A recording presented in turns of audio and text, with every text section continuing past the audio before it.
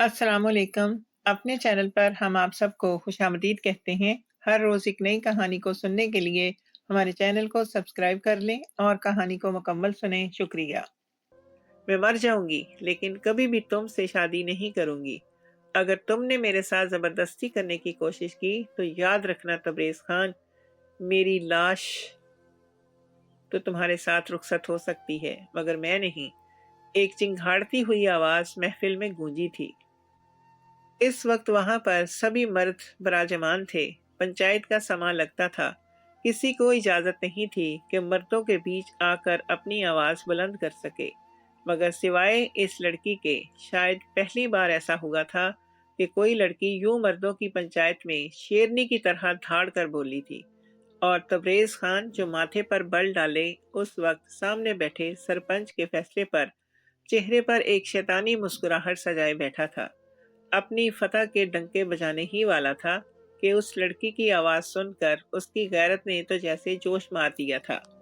ابرار نے گھبرا کر ماہین پر ایک نظر ڈالی تھی۔ اگلے ہی پل کپ کپاتا ہوا فوراً اپنے ہاتھ سرپنچوں کے سامنے جوڑ چکا تھا۔ معاف کیجیے گا، میں معذرت چاہتا ہوں، معاف کیجیے گا، بچی ہے، اس کو ہوش نہیں ہے، کچھ بھی بولے چلے جا رہی ہے۔ اس سے پہلے کہ ابرار اسے جا کر چپ کرواتا، اگلے ہی پل تبریز خان زادہ نے ابرار کا بازو پکڑ کر اسے پیچھے کر دیا۔ چھوٹے صاحب، میرے یہ بندھے ہوئے ہاتھ دیکھ لیجئے، میں معافی چاہتا ہوں، ہم تو آپ کے نوکر ہیں اور آپ ہمارے مالک۔ اس لڑکی کا دماغ تو جب سے کالج جانا شروع ہوئی ہے تب سے گھوما پڑا ہے، آپ فکر مت کیجئے، میں ابھی اس کو ٹھیک کرتا ہوں۔ یہ کیا، اس کا تو باپ بھی قبر سے اٹھ کر مانے گا۔ اتنا کہہ کر وہ آگے بڑھتا کہ تبریز نے گھور کر ابرار کو دیکھا، کرسی پیچھے کر کے خود آگے بڑھتا ہوا 17 سالہ ماہین کے سامنے آ کر کھڑا ہوا تھا۔ آنکھوں میں آنسو، تکالیف اور کرب لیے ماہین اس کی طرف ہی دیکھ رہی تھی۔ اسے اپنی جانب یوں بڑھتا دیکھ کر اس کا تو سانس رکا تھا۔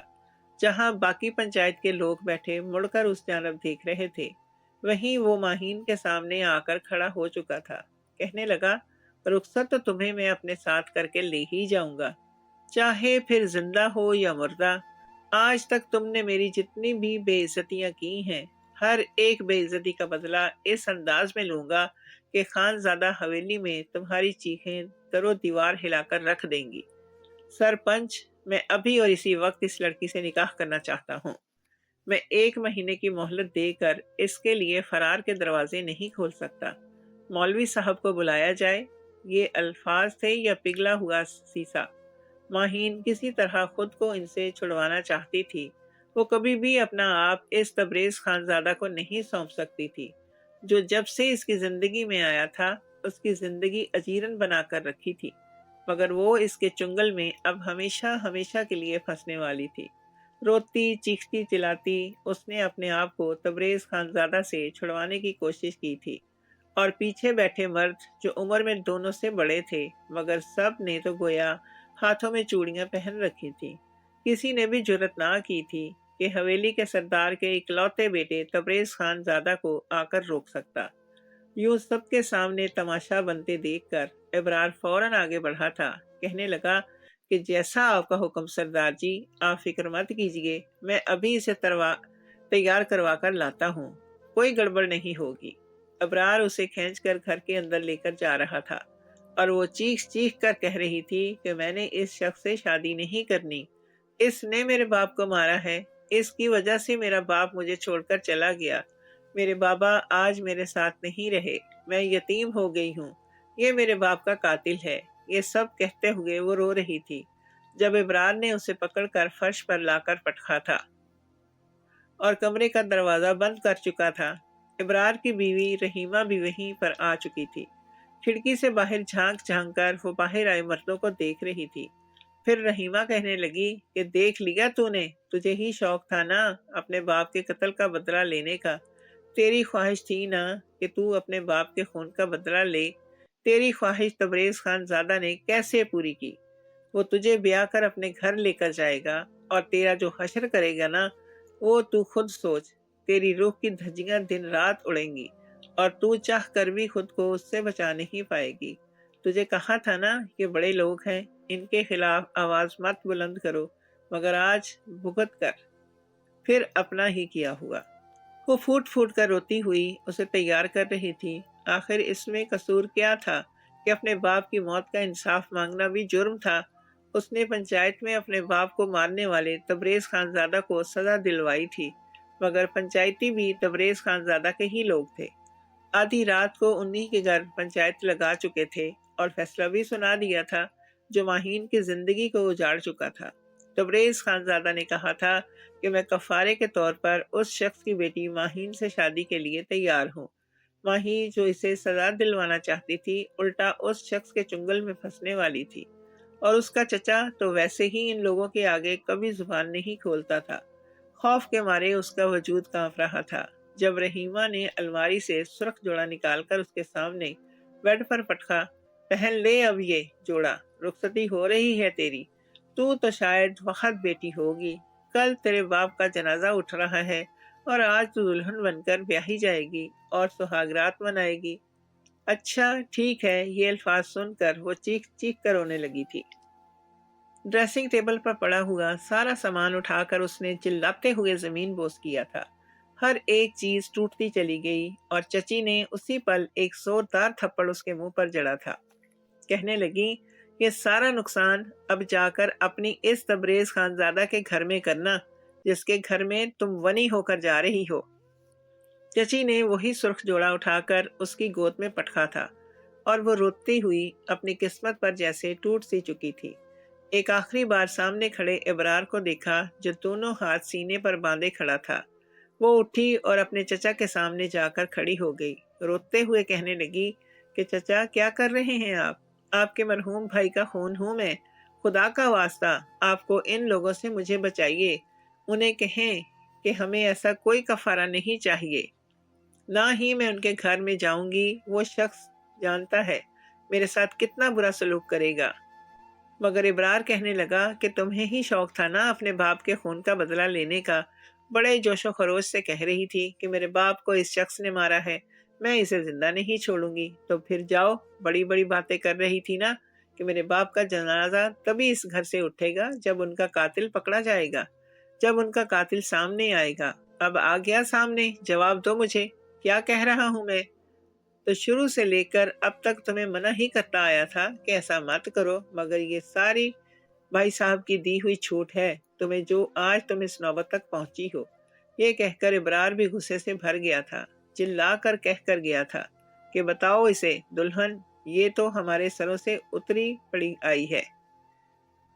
تبریز خانزادہ سے مقابلہ کرنے والی رحیمہ نہ جانے کیا کیا بول رہی تھی، اور وہ چپ چاپ سفید چادر اپنے گرد لپیٹے باہر مردوں میں آئی تھی۔ تبریز خانزادہ نے ایک فاتحانہ نظر مسکرا کر اس پر ڈالی، پھر کہنے لگا، یہ کیا تمہیں تو سرخ آنچل میں دلہن بن کر آنا چاہیے تھا سویٹ ہارٹ، مگر تم تو سفید چادر اوڑھ کر یوں آئی ہو جیسے تمہارا نکاح نہ ہو بلکہ بیوہ ہو چکی ہو۔ کھا جانے والی نظروں سے اس نے تبریز خانزادہ کو دیکھا تھا جب رحیمہ نے اسے پیچھے سے دھکا دے کر گرانے کے انداز میں صوفے پر بٹھایا۔ مولوی صاحب نکاح شروع کر چکے تھے اور وہ کسی فلم کی طرح اپنے ماضی کو اپنی آنکھوں پر چلتے ہوئے دیکھ رہی تھی۔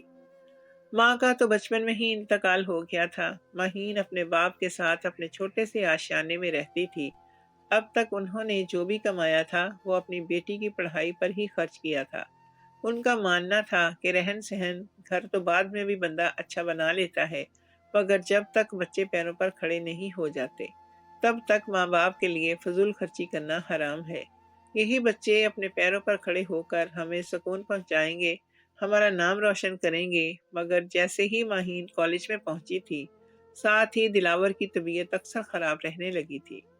ایک وقت تو ایسا بھی آیا تھا جب وہ کام کاج سے بالکل عاری بستر پر جا لگے تھے، ساری جمع پونجی علاج پر لگنے لگی۔ پھر ایک وقت ایسا بھی آیا جب فاقوں کی نوبت تک آنے لگی۔ پڑھائی کو جاری رکھتے ہوئے ماہین نے ساتھ ایک اکیڈمی میں بچوں کو ٹیوشن بھی پڑھانا شروع کر دیا تھا، ساتھ ساتھ وہ آن لائن کلاسز بھی لے کر گزارا کر ہی رہی تھی۔ گھر رہ کر جو کام دلاور صاحب سے ہوتا وہ کر دیا کرتے۔ اس روز ماہین کے کہنے کے باوجود وہ ضد کر کے دکان کے لیے نکل چکے تھے۔ ابھی ماہین اکیڈمی میں ہی تھی جب اس نے اپنے والد کو کال کی مگر فون مسلسل بند آ رہا تھا اور وہ پریشان ہو چکی تھی۔ یہ تو دلاور صاحب کے گھر آنے کا وقت تھا۔ آخر 3 بار مسڈ کالز کے بعد دلاور صاحب نے فون اٹھایا ہی تھا۔ وہی ہمیشہ کی طرح ہنستی مسکراتی ہوئی آواز اس کی سماعتوں سے ٹکرائی تو وہ بھی مسکرا گئی۔ کہنے لگی، بابا فون اٹھانے میں اتنی دیر کیوں کر دی؟ آپ گھر پہنچ گئے ہیں یا نہیں؟ دلاور صاحب مسکرا کر کہنے لگے، ارے ہاں بیٹا، یہاں پر سگنل کا تھوڑا مسئلہ ہے، میرے پاس 5 منٹ میں گھر پہنچنے والا ہوں۔ لیکن تبھی اچانک ایک دل خراش چیخ کی آواز آئی تھی۔ 3 فلک شگاف چیخے تھے۔ دلاور صاحب جو آواز اپنے کانوں سے ماہین سن چکی تھی، بدترین ایکسیڈنٹ ہو چکا تھا، اور جس نے ایکسیڈنٹ کیا تھا وہ ایکسیڈنٹ کرنے کے بعد موقع سے فرار ہو چکا تھا۔ ماہین اکیڈمی سے بھاگی تھی، فوراً رکشہ لے کر گھر کے راستے کی طرف نکلی۔ مسلسل کالز بھی کر رہی تھی۔ جب اس مقام پر پہنچی جہاں پر بہت سے لوگ اکٹھے تھے، سڑک پر خون گرا ہوا تھا جسے لوگ کپڑے سے صاف کر رہے تھے۔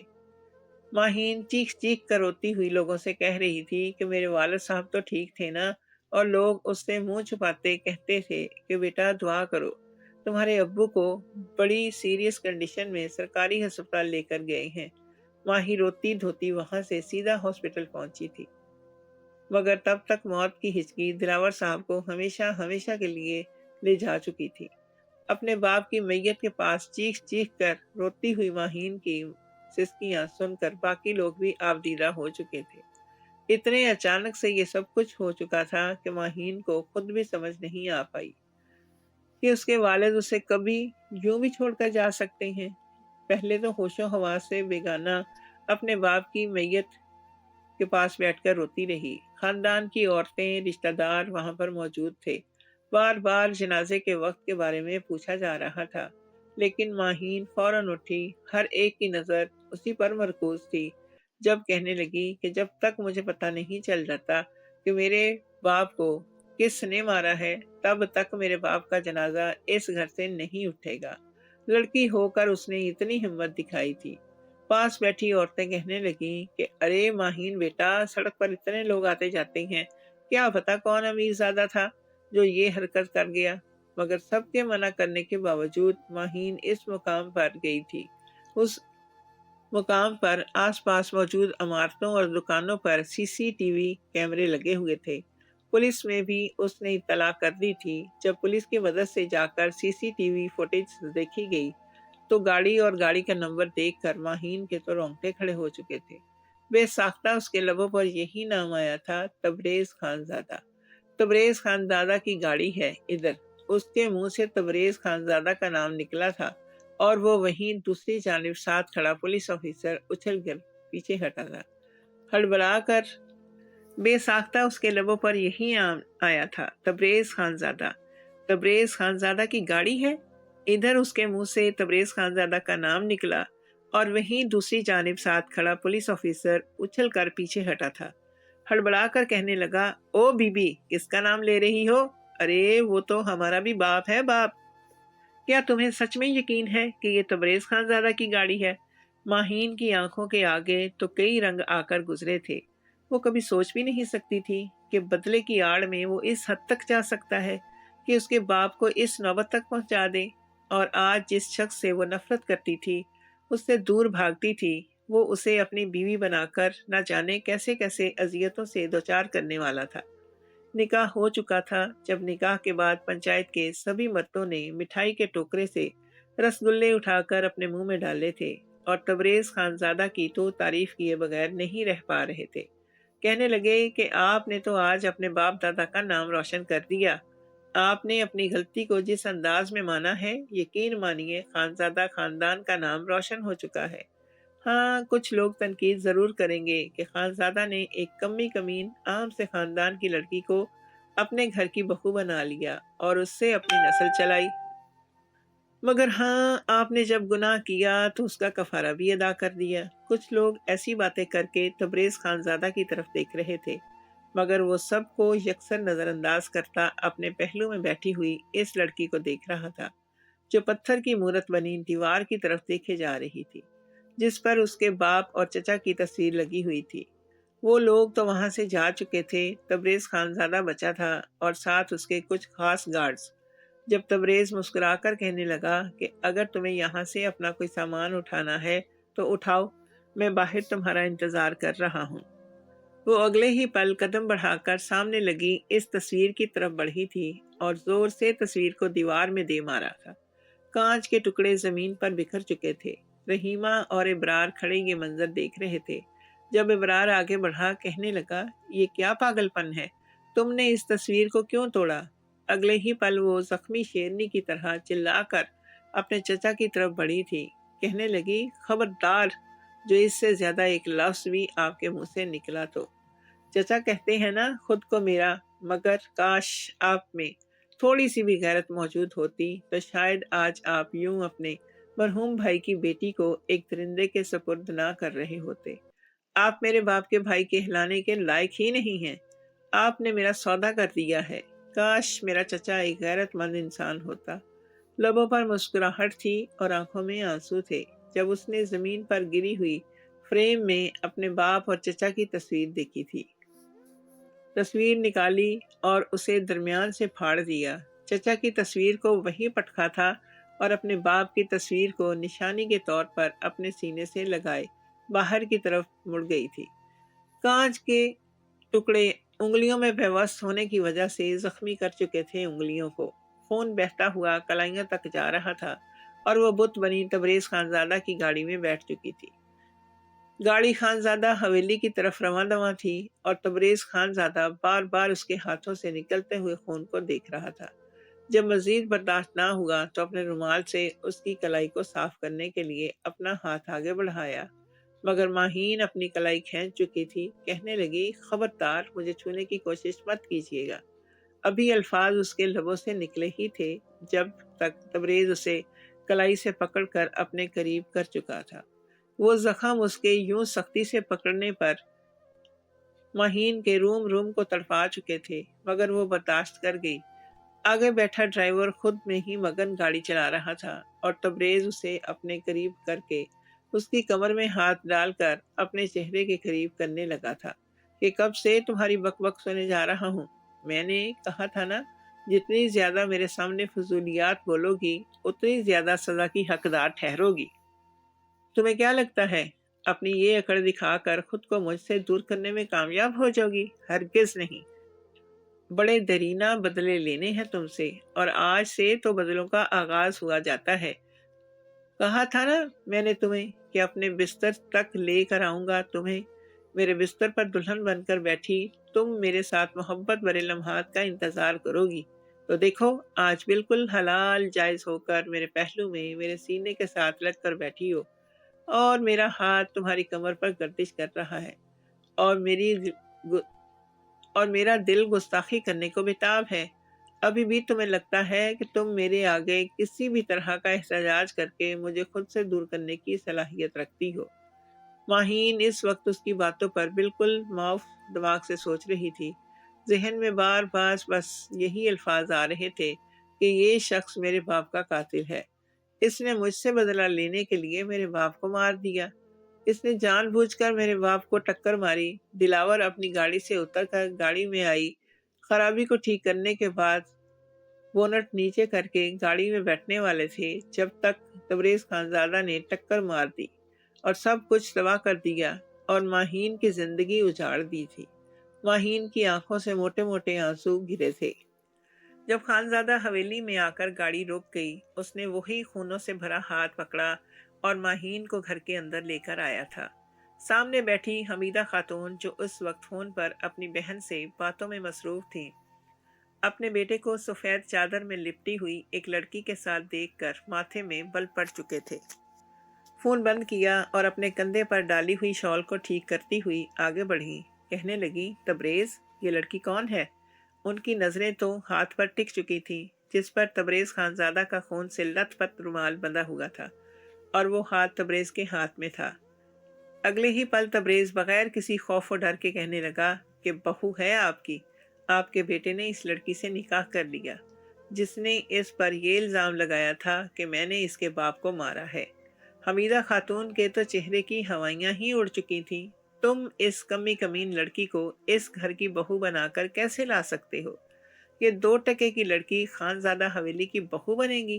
ماہین جو پہلے ہی بڑی مشکل سے ضبط کر کے کھڑی تھی، حمیدہ خاتون کے منہ سے یہ الفاظ سن کر انگلی اٹھا کر وہ کہنے لگی، 2 ٹکے کی آپ کی یہ شان ہے، یہ حویلی ہے، اور آپ کا یہ 2 ٹکے کا ایٹیٹیوڈ ہے جو آپ دکھا کر سمجھ رہی ہیں کہ آپ کی رگوں میں ایک اعلیٰ نسل خاندان کا خون دوڑ رہا ہے۔ حمیدہ خاتون کو تو لگا جیسے ابھی انہیں ہارٹ اٹیک آ جائے گا۔ تبریز کو تو اس لڑکی کی ہمت پر واقعی حیرت ہوئی تھی، مگر اس بار اس نے لحاظ نہیں کیا تھا۔ وہ سب کچھ برداشت کر سکتا تھا، لیکن اپنی ماں کے ساتھ کی جانے والی بے عزتی کو ہرگز برداشت نہیں کر سکتا تھا۔ فوراً اپنا ہاتھ آگے بڑھا کر ماہین کے منہ کو دبوچ لیا اور جا کر دیوار سے لگایا۔ لڑکی، تم نے میری ماں کے ساتھ بدتمیزی کرنے کے بارے میں سوچا بھی کیسے؟ یہ تبریز خانزادہ کی ماں ہے، ان کے سامنے کوئی اونچی آواز میں بات تک نہیں کر سکتا۔ تمہاری ہمت کیسے ہوئی میری ماں کو اس طرح بلانے کی؟ ماہین نے اپنی گردن پر آیا ہاتھ چھڑوایا نہیں تھا، بلکہ اسی جنون کے ساتھ اپنے دونوں ہاتھ تبریز خانزادہ کی حلق پر رکھے تھے۔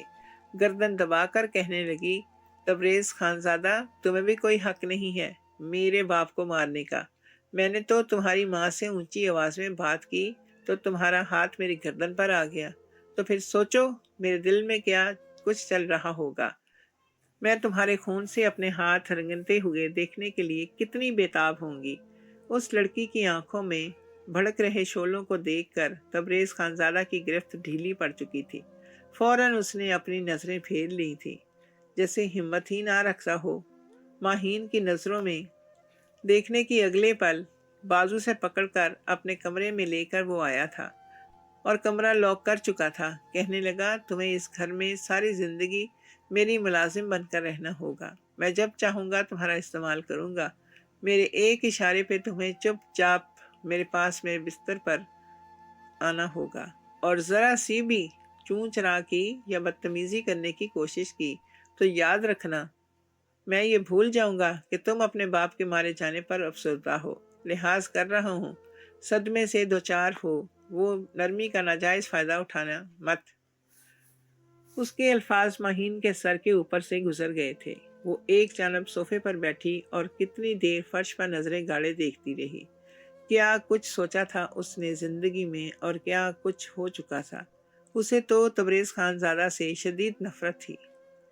اس کا لوفرانہ انداز، بار بار جمانا، اسے تو شروع سے ہی ایسے لوگوں سے شدید چڑ تھی جو اپنی دولت کے نشے میں الٹے سیدھے کام کرتے پھرتے ہیں اور اپنی دولت پر غرور کرتے ہیں، اس پر اتراتے پھرتے ہیں۔ ایک بار کالج میں تبریز خانزادہ کو بطور مہمان خصوصی بلایا گیا تھا۔ تب سے ہی تو تبریز خانزادہ کی نظریں اس پر مرکوز ہو چکی تھی، مگر بھلے ہی وہ ایک کبیر شخص تھا، 28 سالہ نوجوان تھا، لیکن ماہین کی نظر میں اس کی کوئی اہمیت نہیں تھی۔ اس روز جب وہ کالج سے نکلی تو تبریز خانزادہ نے اسے اپنی گاڑی میں بیٹھ کر اپنے ساتھ جانے کا کہا۔ وہ معصوم بھولی بھالی سی لڑکی تبریز خانزادہ کی نیکی کو سمجھتے ہوئے فوراً اس کے ساتھ پچھلی سیٹ پر بیٹھ گئی۔ تو تبریز خانزادہ کے چہرے پر مسکراہٹ تھی جب اگلی پل اس نے کہا تھا کہ میں تم سے محبت کرنے لگا ہوں۔ مجھے لگتا ہے کہ شاید تو تبریز خانزادہ کو پہلی بار کسی لڑکی سے محبت ہو گئی ہے۔ کیا تم میری گرل فرینڈ بنو گی؟ یہ الفاظ تھے یا شاید کوئی گالی جو کسی تماچے کی طرح ماہین کو پڑے تھے۔ وہ چلا کر بولی تھی کہ گاڑی روکیے، میں تو آپ کو ایک اچھا انسان سمجھ رہی تھی، مگر آپ ایسے گرے ہوئے نکل سکتے ہیں کبھی سوچا بھی نہیں تھا۔ کالج میں پہلے ہی ایک لڑکا تھا جسے وہ پسند کرتی تھی۔ تبریز خانزادہ اپنی بے عزتی بھول نہیں سکتا تھا۔ چند روز بعد جب تبریز دوبارہ اسی راستے سے گزرا تو اس نے ماہین کو پاس کھڑے دیکھا۔ وہ گول گپے کی ریڑھی سے گول گپے کھا رہی تھی ایک لڑکے کے ساتھ، مگر اگلے پل تبریز نے اسے بازو سے پکڑ کر ساتھ لے جانا چاہا تھا، مگر بھرے مجمع میں وہ اپنا بازو چھڑوا کر اسے دھکا دے چکی تھی کہ تم ہوتے کون ہو مجھ پر زبردستی کرنے والے؟ لگتے کیا ہو تم میرے، جو ہر وقت میرے ماں باپ کے ہٹنے کے لیے آ جاتے ہو، جو ہر وقت میرے ماں باپ بننے کے لیے आ जाते हो। शादी कर रही हूँ मैं उसके साथ, और इसी के साथ जिंदगी गुजारूंगी। तुम जैसे जालिम दरिंदों को क्या लगता है कि हर लड़की को अपनी दौलत से खरीद लोगे?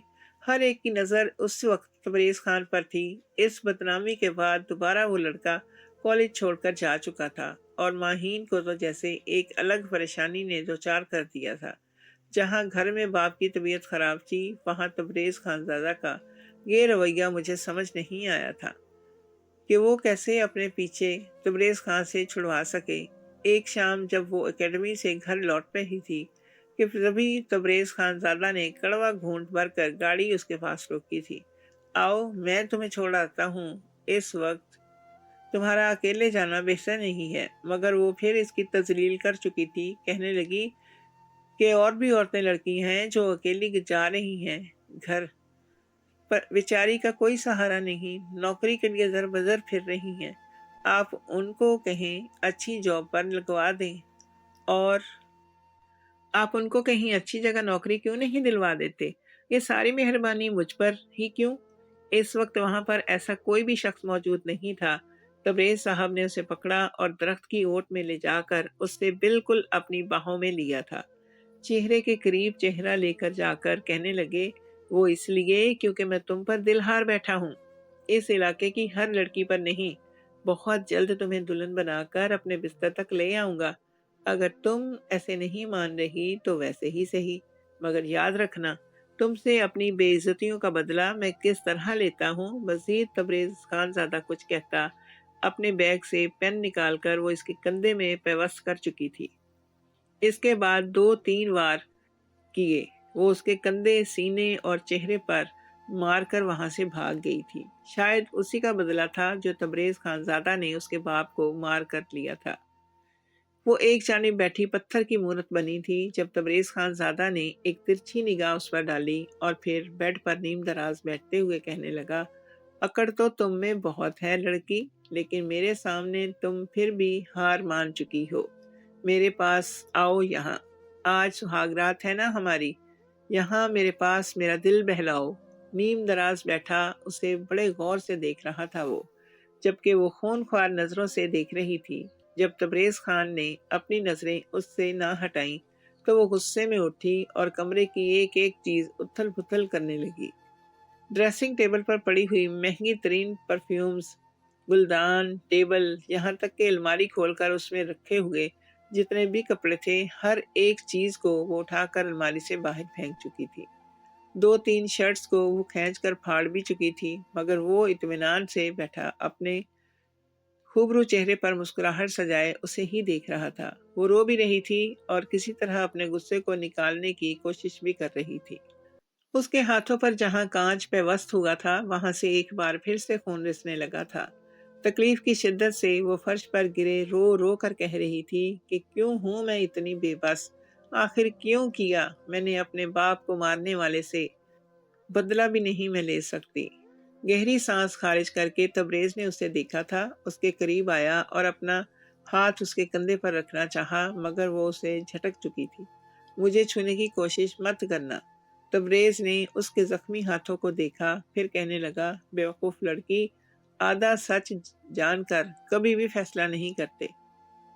इस वक्त तुम पर, तुम्हारी हालत पर मुझे रहम आ रहा है, तरस आ रहा है मुझे तुम्हारी हालत पर। वो कहने लगी कि मुझे आपकी तरस की जरूरत नहीं है, बस अपना ये तरस अपने पास रखें और ये हमदर्दियां किसी और को दिखाइएगा। मैं आपको कोर्ट में ले जाकर जाऊंगी, अदालत में आपके खिलाफ केस खुलवाऊंगी। ये गांव वाले पंचायत भले ही आपने नमक हलाली कर चुके हैं, लेकिन कोई तो मेरे बाप के साथ इंसाफ करेगा।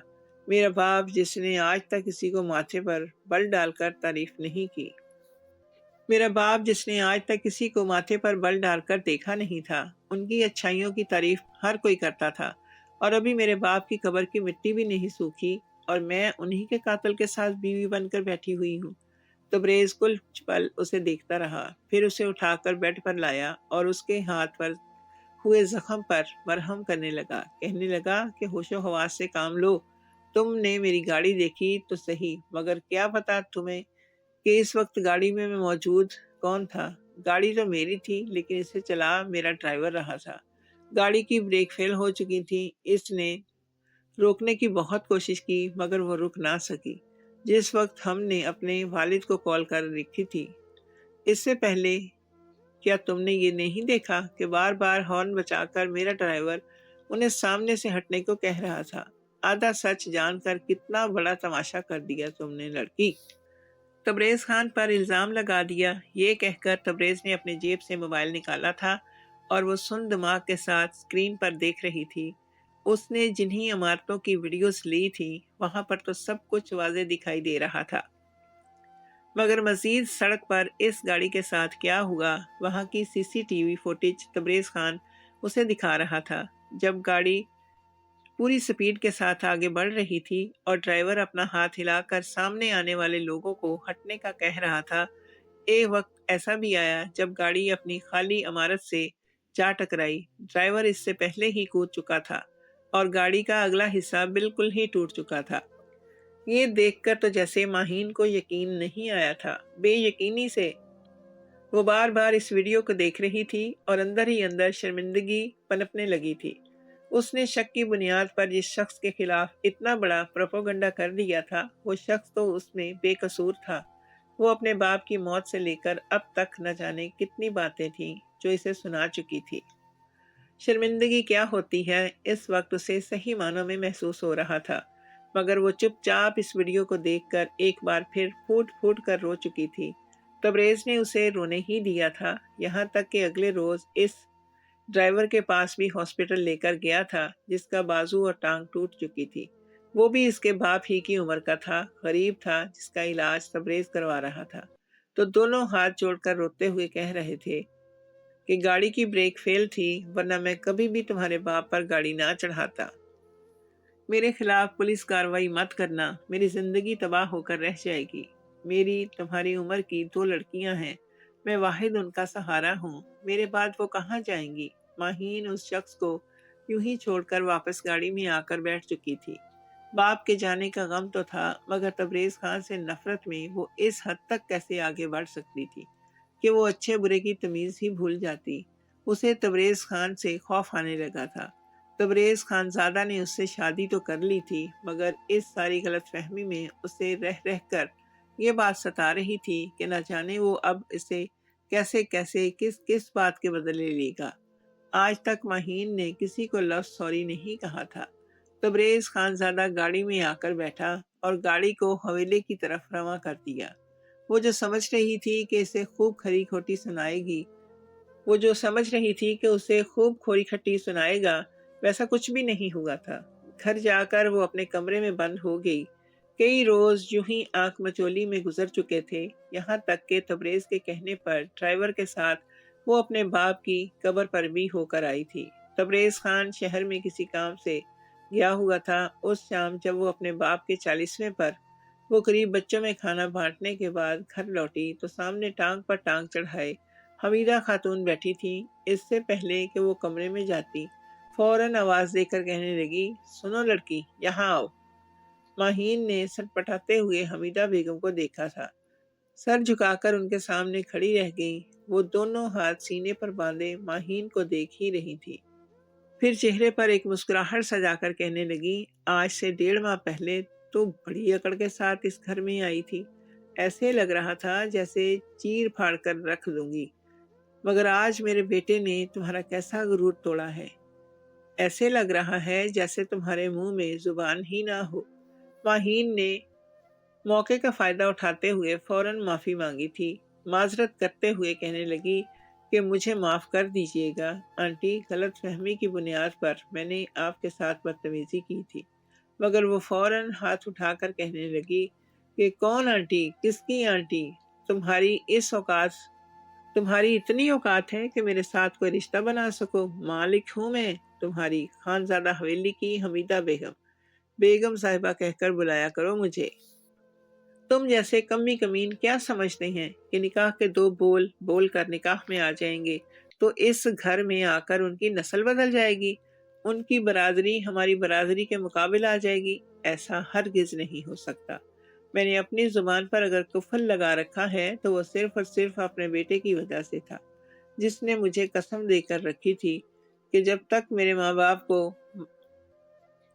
تمہارے باپ کو مرنے کے 40 دن پورے نہیں ہو جاتے تب تک کوئی تمہیں سنبھال لو، تب تک تمہیں کوئی کچھ نہیں کہے گا، مگر اب جھاڑو پونچھا سنبھالو، اس گھر میں اپنی اوقات کے مطابق رہنا شروع کر دو، کیونکہ میں اب تم پر بالکل رحم نہیں کرنے والی۔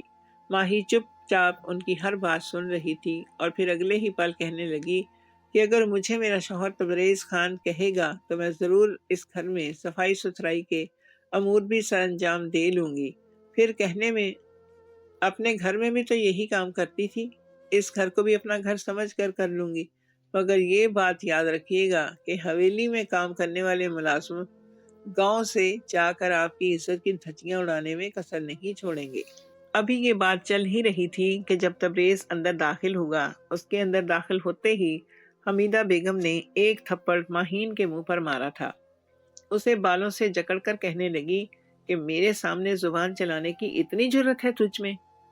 تبریز، بہت ہو گیا، اس لڑکی کو تم اب اسے سبق سکھاؤ گے، ایسا سبق کہ یہ اس پل کو پچھتائے گی جب اس نے تمہارے ساتھ بدتمیزی کی تھی۔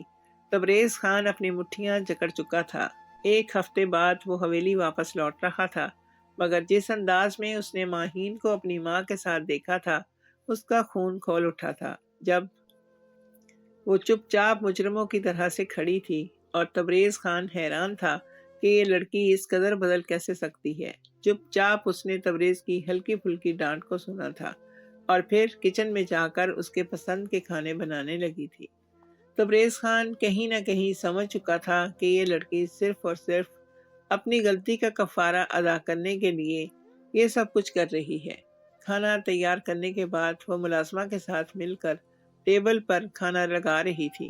حمیدہ بیگم نے اپنے بیٹے کو کھانا شروع کرنے کا کہا جب ماہین ایک جانب کو کھڑی ہو کر ان کے حکم کا انتظار کر رہی تھی اور حمیدہ بیگم اسے نوکرانی سمجھ کر حکم پر حکم چلا رہی تھی۔ جیسے ہی کھانا سرو ہو چکا تو تبریز نے ماہین کو بلایا تھا کہ وہ وہاں کیوں کھڑی ہے؟ آخر کو تبریز خانزادہ کی من چاہی بیوی ہو، یہاں پر میرے ساتھ بیٹھو۔ ماہین نے سنا تو تھوڑی ہچکچائی تھی۔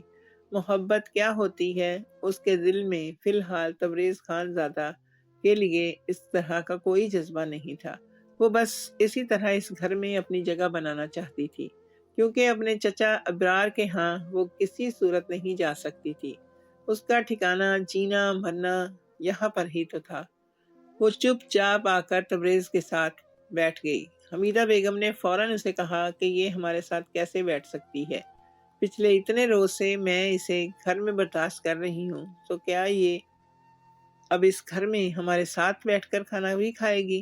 جواب میں تبریز نے اپنی ماں سے کہا تھا کہ اماں جان، وہ میری بیوی ہے، وہ میرے دوست، وہ وہیں بیٹھ کر کھانا کھائے گی جہاں میں بیٹھ کر کھاؤں گا۔ یہ ماہین تبریز خانزادہ ہے۔ حمیدہ بیگم اسے گھور کر دیکھتی خاموش ہو چکی تھی جب تبریز نے اپنے ہاتھوں سے کھانا پلیٹ میں سرو کر کے اسے دیا تھا اور وہ بڑی مشکل سے وہ کھانا اپنے حلق سے نیچے اتار رہی تھی۔ تبریز کمرے میں جانے سے پہلے کہنے لگا کہ میں چائے پیوں گا، سونے سے پہلے بنا کر لے آنا۔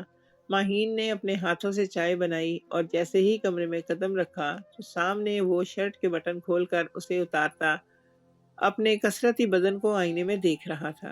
یہ منظر دیکھ کر ماہین ہچکچا سی گئی۔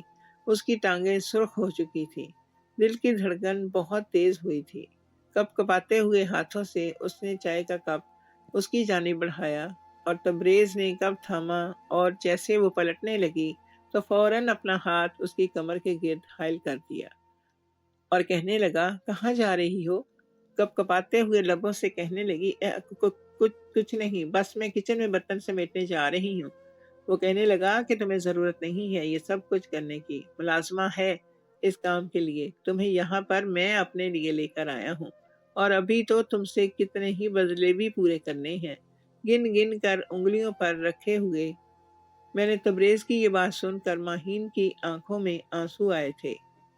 ان آنسوؤں کو وہ بہنے سے آج روک نہ پائی، دونوں ہاتھ جوڑ کر اس کے سامنے کھڑی ہو گئی اور کہنے لگی کہ دیکھیے، خدا رہا مجھے چھوڑنے کا بھی نہیں کیجیے، آپ کے علاوہ میرا اب اس دنیا میں کوئی بھی نہیں ہے۔ اگر آپ مجھے چھوڑ دیں گے، میں نہیں جانتی بدلے کہ آپ اس میں میرے ساتھ کیا کریں گے، لیکن میں ایک اچھے گھرانے سے تعلق رکھتی ایک لڑکی ہوں۔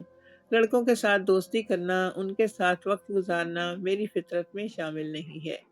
کالج میں وہ لڑکا تھا جو مجھ سے شادی کے دعوے کرتا تھا۔ میں نے سوچا تھا کہ شاید وہی میرا جیون ساتھی بنے گا۔ اگر میری نیت میں کھوٹ ہوتا تو میں اس کے ہوتے ہوئے آپ کے ساتھ اپنے مراسم بڑھا لیتی، مگر میں نے ایسا کچھ نہیں کیا۔ مجھے نہ جانے کیوں لگتا تھا کہ جیسے آپ میرے ساتھ کچھ غلط کرنے کے ارادے سے میرے پاس آتے ہیں۔ میرے پاس خود کو آپ سے بچا کر رکھنا چاہتی تھی میں، اسی لیے میں نے سب کچھ کیا، مگر خدا را جو سزا دینا چاہیں دے لیں۔ میرے ساتھ کچھ ایسا مت کیجیے گا کہ دنیا بھر کے سامنے میں رسوا ہو کر رہ جاؤں۔ ماہین کو یوں بچوں کی طرح روتا دیکھ کر تبریز نے تو جیسے جھرجری سی لی تھی، آگے بڑھ کر فوراً اسے اپنے سینے سے لگا لیا، کہنے لگا کہ بس کر دو پگلی، کتنا روگی اور مجھے رلاؤ گی؟ تم جانتی بھی ہو مجھ پر کیا بیتتی ہے۔ میں خود کو تم سے کتنی مشکل سے دور رکھ پا رہا ہوں، اپنا رویہ تمہارے ساتھ سخت رکھ رہا ہوں۔ میں بس یہی چاہتا تھا کہ تمہیں احساس ہو کہ تم نے جو کیا غلط کیا۔ تبریز خان زادہ، تمہیں پہلی بار دیکھ کر ہی تم پر دل ہار بیٹھا تھا۔ تمہیں پانے کے لیے کچھ بھی کر سکتا تھا۔ پھر جب تم نے اتفاق سے الزام ہی مجھ پر لگایا تو میں کیوں تمہیں چھوڑ دیتا؟ میں کیوں تمہیں سزا دوں گا؟ تمہیں تکلیف میں دیکھ کر تو میں خود تکلیف محسوس کرنے لگتا ہوں۔ تبریز خان زادہ کے یہ الفاظ ماہین کے دل میں ایک دم سے محبت کے دیپ جلانے لگے تھے۔ کتنی دیر وہ اس سے محبت بھرے لہجے میں باتیں کرتا رہا۔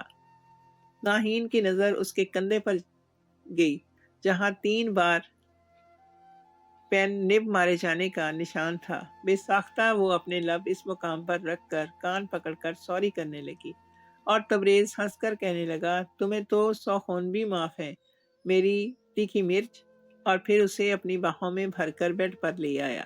کہنے لگا کہ میں سارے بدلے تو اب تم سے یہیں پر لوں گا۔